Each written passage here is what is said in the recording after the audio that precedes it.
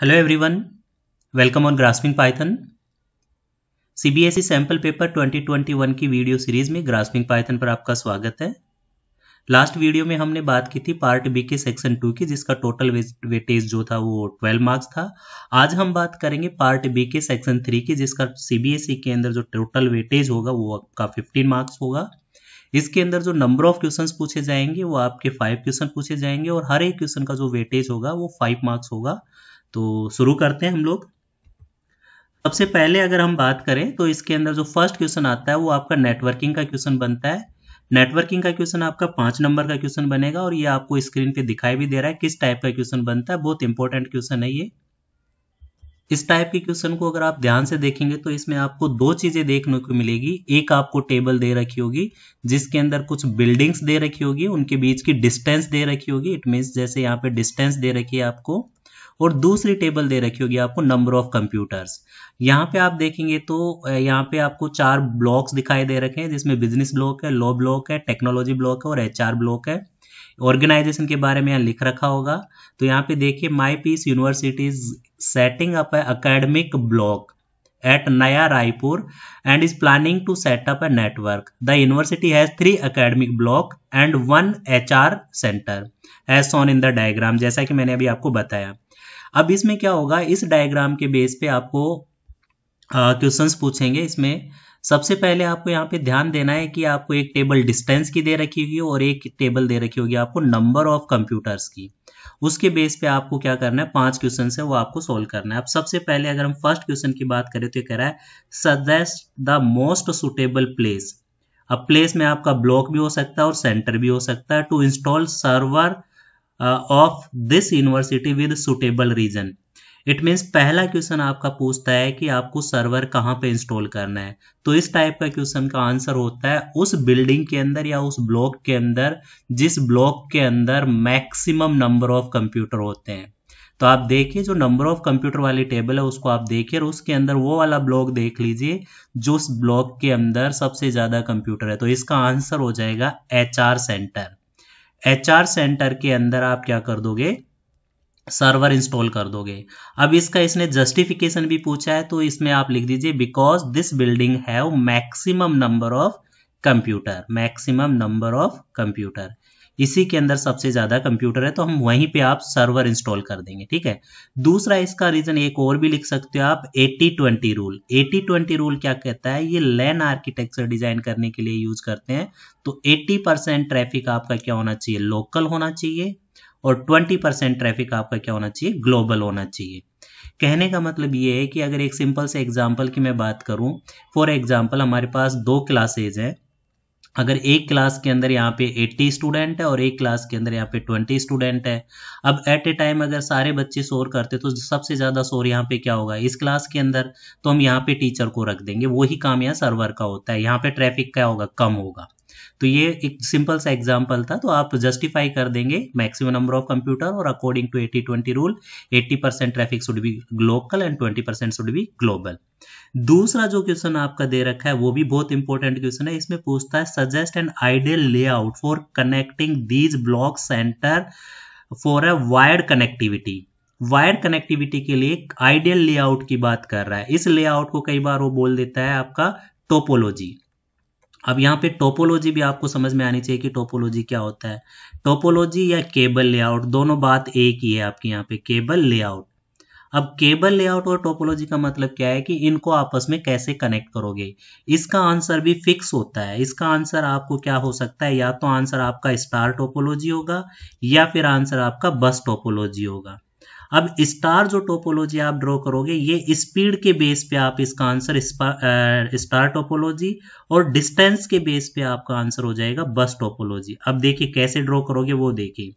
आपका सबसे पहला पर्पज क्या होता है, जो आपने सेंटर बना दिया उस सेंटर को सभी ब्लॉक से आप कनेक्ट कर दीजिए। अब यहाँ पे सेंटर को आप, जो एचआर सेंटर था उसको आपने टेक्नोलॉजी ब्लॉक से कनेक्ट कर दिया। अब एचआर और सेंटर के बीच में डिस्टेंस देख लीजिए। अगर आप यहाँ पे देखेंगे तो एचआर और टेक्नोलॉजी ब्लॉक के बीच में देखेंगे तो 15 मीटर, तो यहाँ पे आपका 15 मीटर आ जाएगा। नेक्स्ट आप कनेक्ट करेंगे एचआर और बिजनेस को कनेक्ट कर दीजिए। तो एचआर और बिजनेस ब्लॉक के अंदर अगर आप डिस्टेंस देखेंगे तो 35 मीटर, तो यहाँ आपका 35 मीटर आ जाएगा। नाउ आपका लो ब्लॉक बच रहा है। अब लो ब्लॉक और एचआर ब्लॉक को अगर आप कनेक्ट करेंगे तो 105 मीटर, तो ये आपने इसको कनेक्ट कर दिया, 105 मीटर आपका ये आंसर हो गया। तो ये कौन सी टोपोलॉजी बन गई आपकी? Star topology. तो ये इसके अंदर क्या होगा, स्टार टोपोलॉजी का एडवांटेज भी आपको पता है, क्या क्या एडवांटेज होता है, उस एडवांटेज के बेस पे आपने इसका एक्सप्लेन कर दिया है कि भैया इसका सेंट्रलाइज मॉनिटरिंग होगी। एक लिंक आपका डिस्कनेक्ट हो गया तो इसमें क्या होगा कि आपका नेटवर्क इफेक्ट नहीं करेगा। ये सारी चीजें इसके एडवांटेज है, मतलब हाई स्पीड के लिए इसको हम यूज करते हैं, इसमें स्पीड ज्यादा होगी। अब डिस्टेंस के अकॉर्डिंग अगर आपको कनेक्ट करना है तो यहाँ पे देखिए बिजनेस है, ये आपका टेक्नोलॉजी है, ये आपका लो ब्लॉक है और ये आपका एचआर ब्लॉक है। मैं नाम लिख देता हूँ, यहाँ पे एचआर है, टेक्नोलॉजी है, बिजनेस है और लो ब्लॉक है। अब सबसे पहले आप कम डिस्टेंस देखिए, 15 मीटर, मतलब इसको कनेक्ट कर दिया आपने, तो ये आपका 15 मीटर से ये कनेक्ट हो गया। सेकंड आपका लोवेस्ट डिस्टेंस आ रहा है यहाँ पे 30 मीटर, 30 मीटर बिजनेस और टेक्नोलॉजी को, तो बिजनेस और टेक्नोलॉजी को आपने कनेक्ट कर दिया, तो ये कितना हो गया आपका 30 मीटर। फिर आपका डिस्टेंस आ रहा है 35, तो ये 35 बिजनेस और इसको कनेक्ट करना है, तो ये आपस में कनेक्ट हो चुका है तो इसकी जरूरत नहीं है। फिर आपका आ रहा है लो ब्लॉक और बिजनेस ब्लॉक को कनेक्ट करने के लिए 40 मीटर, तो आप इसको कनेक्ट कर दीजिए। अब इसके अंदर आप डिस्टेंस देखेंगे तो ये 40 मीटर है, ये 30 मीटर है और ये 15 मीटर है, तो 70 और इसके बाद ये 85 मीटर के अंदर आपका पूरा काम हो गया। और इसके अंदर अगर आप देखेंगे तो यहाँ पे देखिए 105 प्लस 35 प्लस 15, तो इसके अंदर अगर आप डिस्टेंस की केबल देखते हैं तो यहाँ पे आपका डिस्टेंस कुछ ज्यादा हो रहा है, ठीक है। तो इसके अंदर इसका डिसएडवांटेज क्या हो जाएगा बस टोपोलॉजी के अंदर, कि यहाँ से अगर आपका केबल कनेक्ट हो गया तो एंटायर नेटवर्क डिस्कनेक्ट हो जाएगा। तो इसका आंसर स्टार टोपोलॉजी भी हो सकता है, बस टोपोलॉजी भी हो सकता है, वो आपके ऊपर डिपेंड करता है कि आप कौन सा लिख के आते हैं। क्लियर हुआ ये कंसेप्ट भी। नाउ नेक्स्ट क्वेश्चन हम पूछ रहे हैं, which device will you suggest to be placed और installed in each of these block centre to efficiently connect all the computer with in these block and centre. मतलब कह रहा है कि ये जो से लो ब्लॉक के अंदर 15 कंप्यूटर है, तो इनको आपस में कनेक्ट करने के लिए आप क्या यूज करोगे। ऐसे बिजनेस ब्लॉक के अंदर जो कंप्यूटर्स हैं 25, इनको कनेक्ट करने के लिए कौन सा डिवाइस यूज करोगे। तो इस डिवाइस होता है वो होता है आपका हब, या फिर आप क्या यूज करेंगे, स्विच। दोनों में से आप कोई सा भी यूज कर सकते हैं, तो हब ऑब्लिक स्विच इसका आंसर हो जाएगा। और इसका पर्पज होता है बिल्डिंग के अंदर या ब्लॉक के अंदर कंप्यूटर्स को आपस में कनेक्ट करने का। तो इसका आंसर आपका ये हो गया। नेक्स्ट आपका आंसर आ रहा है, suggest the placement of repeater in the network with justification. ये रिपीटर इंस्टॉल करने की बात आती है तो इसमें बच्चे कई बार कंफ्यूज हो जाते हैं, और वो क्या करते हैं, यहाँ पे डिस्टेंस देख लेते हैं कि यहाँ पे जैसे डिस्टेंस आपकी ज्यादा है। अब डिस्टेंस कितनी कंसीडर करनी है, किसी बुक में आपको 70 मीटर मिलेगा, किसी में आपको 80 एंड 90 एंड अबव मिलेगा, वो वेरी कर जाता है कभी कभी। तो आप कोशिश करिए 70 मीटर पे भी आप लगा देंगे तो कोई दिक्कत नहीं है, 90 एंड 100 के ऊपर भी अगर आप लगाएंगे तो कोई प्रॉब्लम नहीं है। बेसिकली रिपीटर का काम होता है सिग्नल्स को एम्पलीफाई करना। अब हम सीबीएसई मार्किंग स्कीम की अगर हम बात करें तो सीबीएसई मार्किंग स्कीम बोल रही है कि 70 मीटर से ज्यादा अगर कहीं पे डिस्टेंस है तो आप क्या कर दो, रिपीटर इंस्टॉल कर दो। अब सिग्नल को एम्पलीफाई करने के लिए रिपीटर की जो रिक्वायरमेंट पड़ेगी, अगर आपने स्टार टोपोलॉजी यूज किया है ऊपर, तो आपको रिपीटर लो ब्लॉक और सेंटर जो एचआर सेंटर है इसके बीच में आपको क्या करना पड़ेगा। यहाँ पे जो ब्लॉक आपने यूज किया है, स्टार टोपोलॉजी यूज किया है, तो लो ब्लॉक और आपका एचआर सेंटर इसके बीच की डिस्टेंस आप देखेंगे तो 105 मीटर है। तो आप एक रिपीटर इंस्टॉल कर दोगे in between low block and HR, मतलब लो ब्लॉक और एचआर के बीच में आप इंस्टॉल करोगे रिपीटर। रिपीटर किसी पर्टिकुलर ब्लॉक में इंस्टॉल नहीं होता है, इस चीज का ध्यान रखना है। डिस्टेंस जहां ज्यादा होती है तो बीच में आप इंस्टॉल करोगे। अगर आपने यहाँ पे बस टोपोलॉजी सेलेक्ट किया है तो आपका आंसर हो जाएगा there is no requirement of repeater. I hope repeater का कंसेप्ट भी आपको क्लियर हुआ होगा। आप कोशिश करिएगा 70 मीटर ही ले लीजिए। अगर आप 90 एंड अबव लेते हैं तो भी कोई प्रॉब्लम नहीं है, तो भी काम करेगा वो, ठीक है। वो वेरी करता है बुक के अंदर। अब इस बार सीबीएसई ने मार्किंग स्कीम में 70 डाला है, तो आप 70 कंसिडर कर लीजिएगा। नेक्स्ट क्वेश्चन पूछा है, the university is planning to connect its admin office in Delhi which is more than 1250 kilometre from the university. It means नया जो रायपुर है वहां से और दिल्ली की जो डिस्टेंस बता दी है उन्हें कितना बता रहा है यहाँ पे 1250 किलोमीटर। अब 1250 किलोमीटर पे ये कनेक्ट कर रहा है, तो आपसे पूछ रहा है लैन मैन वैन में से कौन सा नेटवर्क होगा। तो ऑब्वियसली 1250 किलोमीटर है, तो आपका आंसर हो जाएगा यहाँ पे वैन, वाइड एरिया नेटवर्क, क्योंकि डिस्टेंस क्या होगी लैन और मैन से ज्यादा हो गई आपकी, तो इसका आंसर हो जाएगा वैन। अब यहाँ पे किस टाइप के क्वेश्चंस और बन सकते हैं, लोकल एरिया नेटवर्क भी आपका बन सकता है, तो वो आपको डिपेंडिंग अपॉन द कंडीशन आपको देगा। इस वीडियो से रिलेटेड, इस क्वेश्चन से रिलेटेड एक वीडियो मैंने बनाया जिसके अंदर पॉसिबल आंसर कौन कौन से हो सकते हैं, वो सारे के सारे आंसर्स वहां पे मैंने क्वेश्चंस को डिस्कस किया है विद आंसर। इसके डिस्क्रिप्शन बॉक्स में उस वीडियो का लिंक है, तो आप उसको भी डिटेल के लिए आप देख सकते हैं, रेफर कर सकते हैं। आगे अगर हम बात करें नेक्स्ट क्वेश्चन की, तो नेक्स्ट क्वेश्चन आपका आता है 5 मार्क्स का, और ये जो 5 मार्क्स का क्वेश्चन आता है ये आपका एसक्यूएल बेस्ड आता है, माई एसक्यूएल बेस्ड क्वेश्चन आएगा। इसमें 2 टेबल आपको दे रखी होगी, और उन 2 टेबल के बेस पे आपको कुछ क्वेरीज दे रखी होगी, 5 क्वेरीज दे रखी होगी, उन क्वेरीज को लिखना है। तो यहाँ पे देखिए, एक टीचर आपको दे रखा है, दूसरा आपको पोस्टिंग, 2 टेबल दे रखी है। दोनों टेबल में एक फील्ड आपका कॉमन दे रखा होगा। अब अगर कॉमन फील्ड की अगर हम बात करें, तो कौन सा फील्ड कॉमन है वो देखिए, यहाँ पे डिपार्टमेंट कॉमन है इधर भी, और इधर भी डिपार्टमेंट आपका कॉमन है। तो जो डिपार्टमेंट फील्ड है आपका एट्रीब्यूट है, वो काम करेगा एज ए फॉरेन की तरह। तो फॉरेन की क्या होता है, एक नॉन की एट्रीब्यूट्स होता है जिसकी वैल्यू किसी दूसरी टेबल के प्राइमरी की से हमने ड्राइव की है, और उस टेबल के अंदर वो नॉन की एट्रीब्यूट होगा। क्लियर है। अब इसमें सबसे पहला क्वेश्चन पूछा है, to show all information about the teacher of history department.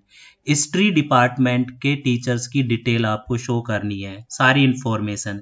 तो इस टाइप की क्वेरीज को सोल्व करने के लिए आप क्या करेंगे, मैं आपको बताता हूं। आप लिखेंगे सेलेक्ट स्टार करना है, क्योंकि सारी इंफॉर्मेशन चाहिए। अगर वो स्पेसिफाइड इंफॉर्मेशन के लिए बोलता, सपोज कर लीजिए वो नेम बोल देता या सैलरी बोल देता और जेंडर बोल देता, तो हम यहाँ पे लिखते select name comma salary comma gender.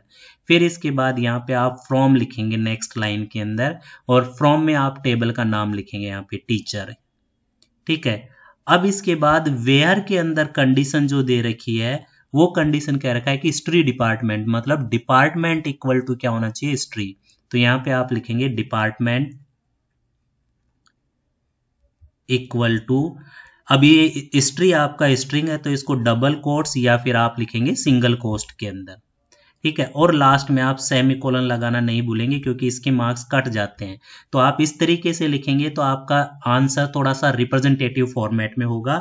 तो इसका आंसर देखिए, यहाँ पे अगर आप देखेंगे तो मार्किंग स्कीम के अंदर इस तरीके से दे रखा है। आप ऐसे लिख सकते हैं, बट रिप्रेजेंटेबल फॉर्मेट में आप आउटपुट को इस तरीके से लिखेंगे। सेकेंड क्वेश्चन कह रहा है, to list the name of female teacher who are in mathematics department.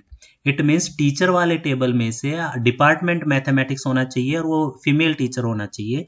तो यहाँ पे डिटेल लिस्ट द नेम, तो सेलेक्ट के अंदर हम लिखेंगे नेम, फिर यहाँ पे क्या लिखेंगे, फ्रॉम टेबल का नाम टीचर। तो यहाँ पे देखिए सेलेक्ट में लिखा हमने name from teacher, where department equal to mathematics and gender equal to क्या लिख दिया आपने, एफ, क्योंकि फीमेल टीचर्स की डिटेल चाहिए, तो यहाँ पे जेंडर इक्वल टू एफ हो गया। अब इसको भी आप कोशिश करिएगा 2 लाइन में 3 लाइन में लिखने की, इस तरीके से। सेलेक्ट आप यहाँ पे लिख देंगे, फ्रॉम आप यहाँ पे लिख दीजिएगा, और वेयर आप कहाँ पे लिख दीजिएगा, इस जगह पे। वेयर के अंदर कंडीशन के अंदर department equal to this and gender equal to this, और लास्ट में सेमीकोलन। आई होप क्लियर हुआ होगा आपको ये कंसेप्ट। नेक्स्ट क्वेश्चन की बात करें तो ये कह रखा है, list the name of all teacher with their date of joining in ascending order। It means result को सॉर्ट करवाना चाह रहा है, ये डेट ऑफ ज्वाइनिंग को सॉर्ट करवाना चाह रहा है, और असेंडिंग ऑर्डर में। तो इसके लिए आपको क्या लिखना है, ये देखिए सेलेक्ट नेम, क्योंकि नेम डिस्प्ले करना है, फ्रॉम टीचर। अब जब भी रिजल्ट को सॉर्ट करवाता है तो उसके लिए आप यूज करेंगे ऑर्डर बाय। ऑर्डर बाय किसके अकॉर्डिंग करना है, डेट ऑफ ज्वाइन के अकॉर्डिंग। और यहाँ पे आप क्या लिखेंगे, बाय डिफॉल्ट आपका असेंडिंग ऑर्डर में आता है। अगर आप असेंडिंग ऑर्डर नहीं लिखते हैं तो भी by default result ascending order में आएगा, अदरवाइज आप कॉमा से पहले यहाँ पे आप ASC लिख के फिर सेमीकोलन लगा दीजिए तो भी आपका रिजल्ट असेंडिंग ऑर्डर में आएगा। तो ये था आपका question number 3। Now question number 4 की अगर हम बात करें तो ये कह रहा है to display teachers name, salary, age for female teacher only. It means female teachers में से आपको क्या क्या डिस्प्ले करना है, नेम डिस्प्ले करना है, सैलरी डिस्प्ले करनी है, देन उसके बाद एज डिस्प्ले करना है फीमेल टीचर। तो इस टाइप की क्वेरीज की अगर हम बात करें तो किस तरीके से आप सोल्व करेंगे वो देखिए। आप यहाँ पे लिखेंगे select name, salary, age from teacher where gender equal to male, क्योंकि मेल टीचर्स की डिटेल चाहिए तो जेंडर इक्वल टू आपने मेल लिख दिया और लास्ट में सेमीकोलन। तो ये आपका 4th क्वेश्चन हुआ। 5th क्वेश्चन की अगर हम बात करें तो यहाँ पे 5th क्वेश्चन में कह रखा है कि to display name, bonus for each teacher having bonus is 10% of salary. अब देखिए ये क्वेश्चन बहुत इंपॉर्टेंट है और आपके एग्जाम के अंदर इस तरीके का क्वेश्चन आता है। अब देखिए 5वें क्वेश्चन में इसने क्या कहा है, बोनस जो कैलकुलेट करना है वो 10% ऑफ सैलरी है और सभी टीचर्स के साथ इसको डिस्प्ले करना है। तो यहाँ पे अगर आप देखेंगे तो सैलरी तो दे रखा है बट बोनस वाला कॉलम नहीं दे रखा है, तो आप लिखेंगे सेलेक्ट टीचर का नाम और बोनस कैलकुलेट करना है 10% ऑफ सैलरी, तो सैलरी मल्टीप्लाई बाई 10% और उसको अलाइज नेम दे दिया एज बोनस फ्रॉम टीचर। तो इस तरीके से आपका 5th क्वेश्चन आपका सोल्व हो जाएगा, लास्ट में आपको सेमीकोलन। अच्छा इसके अंदर एक और क्वेश्चन आता है, अब इसमें आप देखेंगे तो सेकंड टेबल का तो कहीं यूज ही नहीं हुआ इस क्वेश्चन के अंदर, पेपर के अंदर।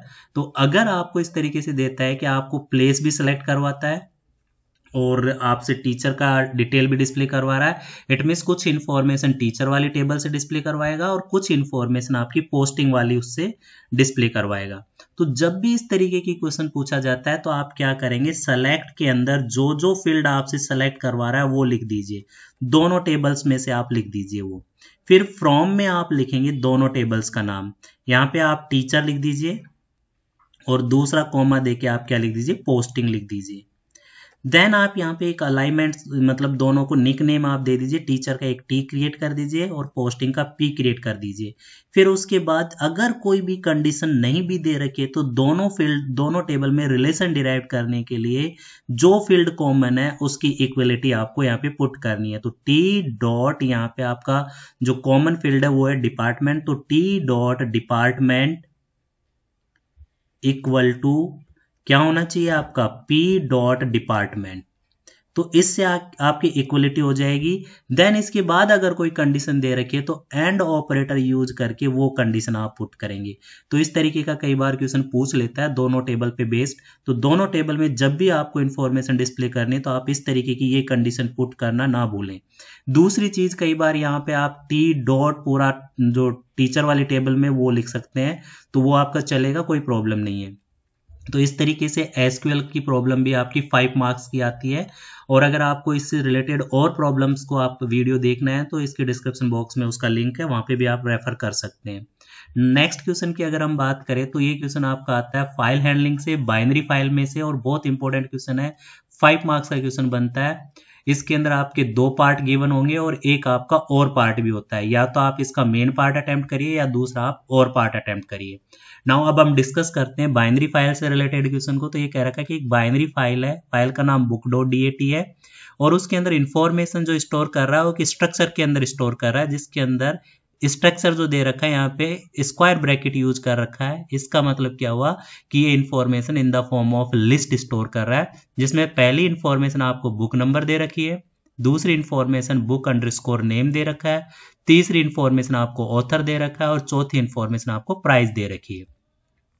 अब पहला क्वेश्चन क्या कह रखा है कि write a user defined function create file, यहाँ पे फंक्शन का नाम आपको दे दिया है, to input data for a record and add to a book.dat।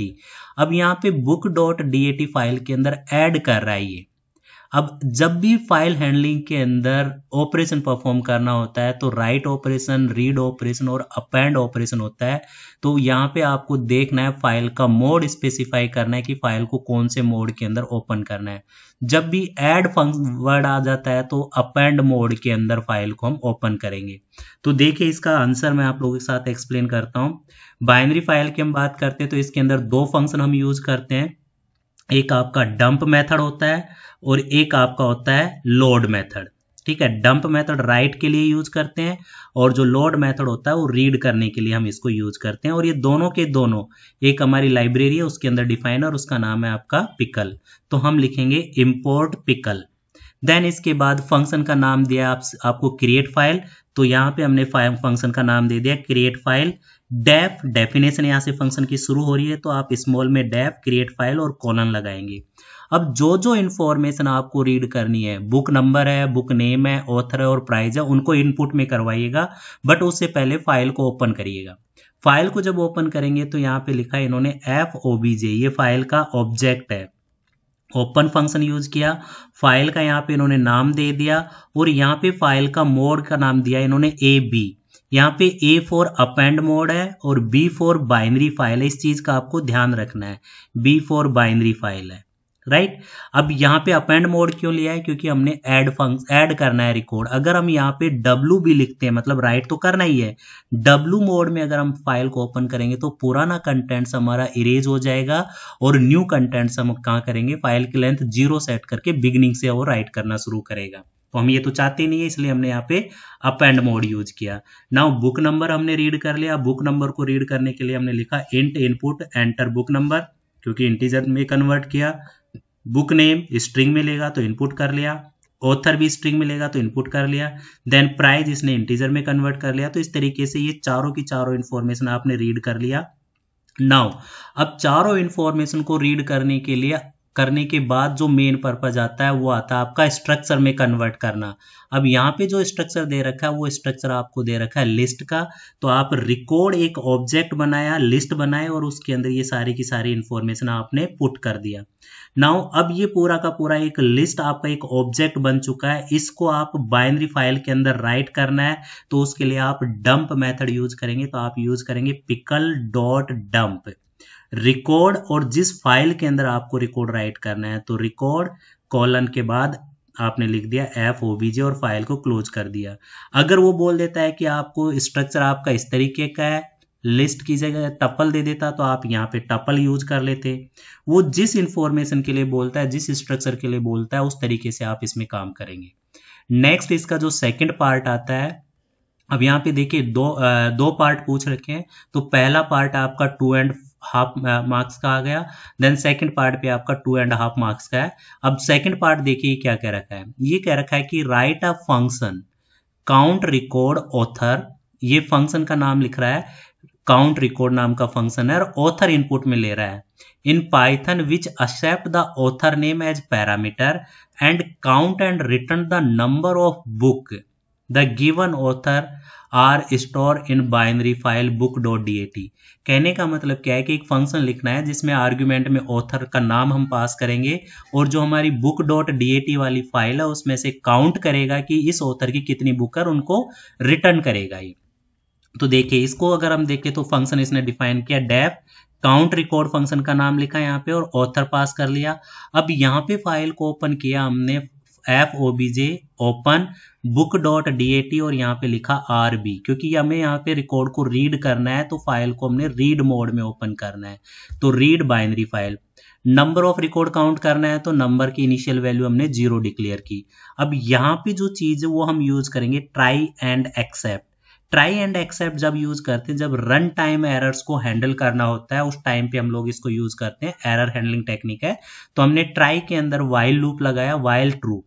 इसके बाद record equal to pickle dot load और OBJ, मतलब वो पूरा का पूरा जो ऑब्जेक्ट था वो लोड हो गया आपके रिकॉर्ड के अंदर। अब इस रिकॉर्ड में से आपको ऑथर जो ये पास किया उसके साथ कंपेयर करना है। तो कंपेयर करने के लिए ये ऑथर इक्वल टू रिकॉर्ड 2 लिखा है। अब जो हमने रिकॉर्ड सेव कर रखा है उसमें 0th इंडेक्स पे बुक नंबर है, 1 इंडेक्स पे बुक नेम है, सेकंड इंडेक्स पे आपका ऑथर है और थर्ड इंडेक्स पे आपका प्राइस है। अब हमें क्या चाहिए, सेकंड इंडेक्स चाहिए। तो ये जो लोड किया है इस रिकॉर्ड में से सेकंड इंडेक्स हमने ले लिया। अगर ये कंडीशन सेटिस्फाई हो गई तो हम क्या करेंगे, number equal to number plus 1 कर देंगे। ये लूप चलता रहेगा। जैसे ही फाइल के एंड में पहुंचेगा तो वाइल में क्या होगा, ये फॉल्स हो जाएगा। तो वो क्या करेगा, आपके एक्सेप्शन के अंदर चला जाएगा। एक्सेप्शन में जाके एक्सेप्ट के अंदर obj डॉट क्लोज कर देगा फाइल को, और नंबर ऑफ रिकॉर्ड जो था वो काउंट किया है वो क्या कर देगा, रिटर्न कर देगा। तो ये क्वेश्चन आपका आता है 2 मार्क्स का। सभी क्वेश्चन इसी तरीके के आता है, कभी सर्च करवा लेगा, कभी सम कैलकुलेट करवा लेगा, कभी कह देगा कि इस ऑथर की प्राइस का सम कैलकुलेट करो, तो सम इक्वल टू 0 डिक्लेयर करके ऑथर मैच कर देंगे और यहाँ पे हम प्राइस को ले लेंगे तो प्राइस आपका थर्ड इंडेक्स पे है। तो इस तरीके से वेरिएशंस हो सकता है इसके अंदर। तो ये आपका 5 मार्क्स का हमने डिस्कस किया। नेक्स्ट इसका और पार्ट अगर हम डिस्कस करें तो देखिए वो किस तरीके का क्वेश्चन आता है। ये आपका दे रखा है एक बाइनरी फाइल है student.dat। स्ट्रक्चर के अंदर इसने टपल्स की फॉर्मेट में दे दिया है, एडमिशन नंबर दे रखा है, नेम दे रखा है और परसेंटेज दे रखी है। फिर कह रखा है कि write a function count record in Python that would read the contents of the file student.dat and display the detail of those students whose percentage is above 75। मतलब रिकॉर्ड को रीड करेगा, रीड करने के बाद परसेंटेज को लेगा, percentage को निकालने के बाद उसको कंपेयर करेगा, 75 से ज्यादा है तो उसको क्या करेगा, डिस्प्ले कर देगा। And also display the number of students scoring above 75%। मतलब उन स्टूडेंट्स का नंबर भी काउंट करना है। तो बहुत सिंपल है, जो लास्ट वाला प्रोग्राम अभी हमने किया था सेकंड पार्ट उसी की तरीके से होगा। देखिए हमने क्या करना है, इंपोर्ट किया पिकल, फंक्शन को डिफाइन किया डेफ काउंट रिकॉर्ड, फाइल को ओपन किया तो F obj equal to open student.dat और यहाँ पे आर मोड के अंदर इसने ओपन कर दिया। आर भी मतलब read binary file. Number of record क्योंकि काउंट करना है, डिस्प्ले करना है, तो नंबर ऑफ रिकॉर्ड की इनिशियल वैल्यू क्या डाल दी हमने, 0। ट्राई एंड एक्सेप्ट हमने यूज किया, ट्राई के अंदर वाइल ट्रू, यहाँ पे record equal to pickle dot load किया। लोड करने के बाद अब रिकॉर्ड के अंदर जो रिजल्ट आएगा वो देखिए, रिकॉर्ड इक्वल टू, अब ये टपल की फॉर्मेट में आएगा। पहला आपका एडमिशन नंबर होगा, एडमिशन अंडरस्कोर नंबर, दूसरा आपका नेम होगा और तीसरा आपका परसेंटेज होगा। अब यहाँ पे अगर आप देखेंगे तो एडमिशन नंबर आपका 0 इंडेक्स पे है, नेम आपका 1 इंडेक्स पे है और परसेंटेज आपका कौन से इंडेक्स पे, 2 इंडेक्स पे। तो यहाँ पे इसने क्या किया, इफ रिकॉर्ड 2 मतलब रिकॉर्ड का सेकंड इंडेक्स अगर ग्रेटर देन 75 है तो इसने क्या कर दिया, प्रिंट करना है। तो प्रिंट रिकॉर्ड 0 को प्रिंट कर दिया, रिकॉर्ड 1 को प्रिंट कर दिया एंड रिकॉर्ड 2 को प्रिंट कर दिया और सेपरेट कर दिया \t से, मतलब इक्वलेंट टू टैब। देन यहाँ पे number equal to number plus 1 कर दिया, 1 से इंक्रीज कर दिया। ये लूप चलता रहेगा। जैसे एंड ऑफ फाइल में पहुंचेगा उसको रिकॉर्ड लोड करने के लिए कुछ नहीं मिलेगा, तो ये ट्राई करने के बाद वो एक्सेप्शन के अंदर आ जाएगा, एक्सेप्शन हैंडलिंग हो जाएगी क्योंकि रन टाइम एरर को हैंडल करेगा। तो जैसे बाहर आएगा फाइल को क्लोज कर देगा, क्लोज करने के बाद क्या कर देगा, नंबर ऑफ रिकॉर्ड को रिटर्न कर देगा। यह क्वेश्चन आपका 5 मार्क्स का था। तो ये यहाँ पे आपने देखा फर्स्ट इसका और पार्ट के अंदर 2 क्वेश्चन आपने अटेंड किए, वो आपके 2.5 के थे और यहाँ पे आपने एक ही क्वेश्चन अटेम्प्ट किया, वो अकेला आपका 5 मार्क्स का था। बस यहाँ पे इतना सा लॉजिक इम्प्लाई कंडीशन चेक कर दी कि उसको डिस्प्ले भी कर रहा है और नंबर ऑफ रिकॉर्ड भी काउंट कर रहा है। तो ये थे आपके 3 क्वेश्चन जो पार्ट बी के सेक्शन 3 के अंदर आते हैं। नेक्स्ट वीडियो में हम बात करेंगे some other sample papers of Kendriya Vidyalaya Sangathan of other regions and also Delhi regions. Video कैसा लगा, लाइक करिए, शेयर करिए अपने फ्रेंड्स के साथ ताकि उनको भी समझ में आए कि किस तरीके से हमें पेपर को अटेम्प्ट करना है और ज़्यादा से ज़्यादा लोगों का फ़ायदा हो सके। और किसी पर्टिकुलर टॉपिक पे अगर आप वीडियो चाहते हैं तो कमेंट्स करके मुझे बताइए कि उस टॉपिक का वीडियो हमें चाहिए, तो मैं आपको वीडियो आप लोगों के लिए प्रोवाइड करूँगा। और आपके कमेंट्स और आपके कमेंट्स एंड योर लाइक हमारे लिए मोटिवेशन का काम करता है। तो ज़्यादा से ज़्यादा हमारे यूट्यूब चैनल को शेयर करिए, सब्सक्राइब करिए, अपने फ्रेंड्स के साथ शेयर करिए। थैंक यू, धन्यवाद, जय हिंद, जय भारत।